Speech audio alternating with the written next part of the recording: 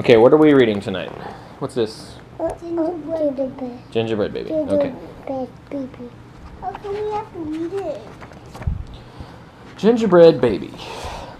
It was cold outside, it was warm inside. A fine day for gingerbread, Monty thought. Monty's mother put the big blue bowl on the table and lit the stove. Monty took down a worn-looking cookbook with old-fashioned writing on the cover. He opened it up to the page that said, Gingerbread Boy. They measured and mixed. Monty rolled the dough into a shape of a gingerbread boy, and they popped him in the oven. Bake a full 8 minutes, no more, no less. Do not peek, the recipe said. What is that K and O for? I don't know. O and K spells okay. That's what it means. Okay. Are we watching TV or are we listening to the story? Is that okay? Monty listened to the clock. Tick tock tick. 1 minute, 2 minutes, 3, 4, 5. Monty couldn't wait any longer. He opened the oven door to take a peek. Instead of a gingerbread boy, out jumped a gingerbread baby. He pranced around the big blue bowl. I'm the gingerbread baby, fresh from the pan. If you want me, catch me if you can, Crosby's. Guess what? There's a story about gingerbread boy and the gingerbread boy. What moved did? Oh. Monty's mother reached for the gingerbread baby to put him back into the oven, but he ran all around the kitchen. The door opened, and in came Monty's father. How come it broke? What is this delicious smell? He asked as the gingerbread baby tumbled through his legs and outside into the yard. Why that is broken? Why do you think that's broken? I don't know. I think it probably fell off the table when the gingerbread baby was running around. You think? Yeah, probably so. He ran by the tabby cat. She twitched her tail and sprang at him. They rumbled and tumbled, but the gingerbread baby came out on top. How come Hey, can I read? Well, we'll find out. He ran toward the garden wall. The dog caught a whiff of the tasty ginger and sniffed along behind him. But the gingerbread baby was halfway up when the dog caught up. He barked and barked as the gingerbread baby climbed over the wall. Monty was still inside. He heard his mother and father yelling. He heard a cat meowing and a dog barking. And he heard the gingerbread baby shouting, Catch me if you can, Crosby's. Please. Monty opened the worn-looking cookbook for the second time. Meanwhile, the gingerbread baby wheeled on down the path and into the barn. The goats looked up as he somersaulted across their backs. The last one tried to catch him, but the gingerbread baby was too fast. Martha and Madeline were standing by the well when the gingerbread baby stopped to take a drink. They looked at each other and winked. Martha started to talk to him, while Madeline tiptoed up behind him with the bucket. But they couldn't fool that gingerbread baby. Like a little girl. He took a braid from Martha and a braid from Madeline and tied them in a knot and ran down the road. Back in the house, Monty stirred, mixed, and rolled the dough. He shaped it, put it in a pan and into the oven. Tick tock tick. 8 long minutes. This time he didn't peek. I will catch him if I can, Monty said to himself.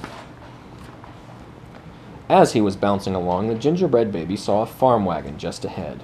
He jumped in and settled down for the ride next to a mama pig. The smell of gingerbread was too much for her. She tossed him high in the air, closed her eyes, and opened her mouth. But the gingerbread baby twisted in the air and came down hard on her porky snout. Can you wait until we're done reading, please? No, this is the long story. I know.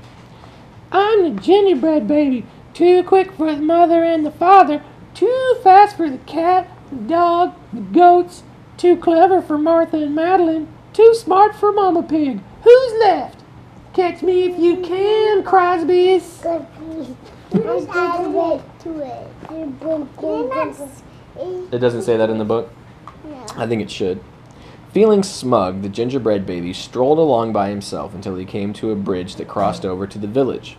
Just as he got to the middle, he heard running feet behind him and saw a crowd of villagers ahead of him. The gingerbread baby was trapped. He jumped up onto the railing, backflipped through the air, and landed on a chunk of ice floating down the river. The ice bobbed along with the gingerbread baby, dancing on top and singing in a loud voice. Look at me, what do you see? The best gingerbread baby ever! Until his feet got cold and he jumped ashore. Who was that watching him from the trees? It was the fox. Who's meddling with my milk? He crept up behind the gingerbread baby, ready to eat him up. But the fox couldn't help himself and he licked his chops. The gingerbread baby heard him and ran as fast as he could.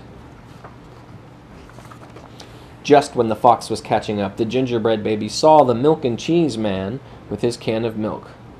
The perfect hiding place, he thought. He lifted the lid and lowered himself inside. He was so pleased that he sang at the top of his gingerbread voice. Ha ha, hee hee, you'll never find me. I'm the gingerbread baby. Catch me if you can, Crosby's. The milk and cheese man heard the gingerbread baby's voice. Who's meddling with my milk? He shouted and lifted the lid. But the gingerbread baby was ready. He jumped up and tweaked his nose. Now, with the milk and cheese man, the fox, the villagers, the mama pig, Martha and Madeline, the bleating goats, the barking dog, the meowing cat, and father and the mother, they were all after the gingerbread baby and getting closer, and he knew it. The brash baby was not as peppy and proud as he had been. He sniffed a familiar smell and followed his nose into the woods. How did Madeline go past? Get there. I don't know. He couldn't believe what he saw. There in the middle of a clearing was a gingerbread house, frosted with sugar, covered with candy, and doors with peppermint handles wide open. What is this for? Now it's showing that Mati's looking on from behind a tree. The gingerbread baby clapped his hands with glee and ran inside. and he was watching him. In a tick-tock-tick, everyone arrived in the clearing, but all they found were a few bits of frosting, a peppermint candy, and some crumbs. The father exclaimed, "The gingerbread baby has finally met his match. It looked like he exploded."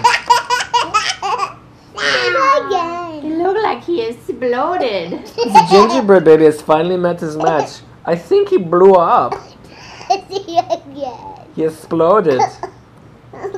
I wonder who it was, the mother said. Let's go home and tell Mati. Say that, Mommy. Hello, Mati, his father said when they got home. We never did catch that gingerbread baby. All we found was some crumbs in the snow. We think he exploded. Say that again. All we found was some crumbs in the snow. We think he blew up. I see you've been busy, his mother said, looking at the gingerbread house Mati was holding. I think he blew up. Too bad we never caught the gingerbread baby. Too bad, said Mati. Say he exploded.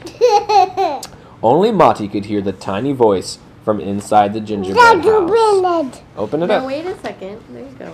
Just hold on. Open it. Gently. Open it gently. It's a gingerbread. It is the gingerbread boy. I'm the little gingerbread baby, lucky as can be, to be living in this house that Marty made for me.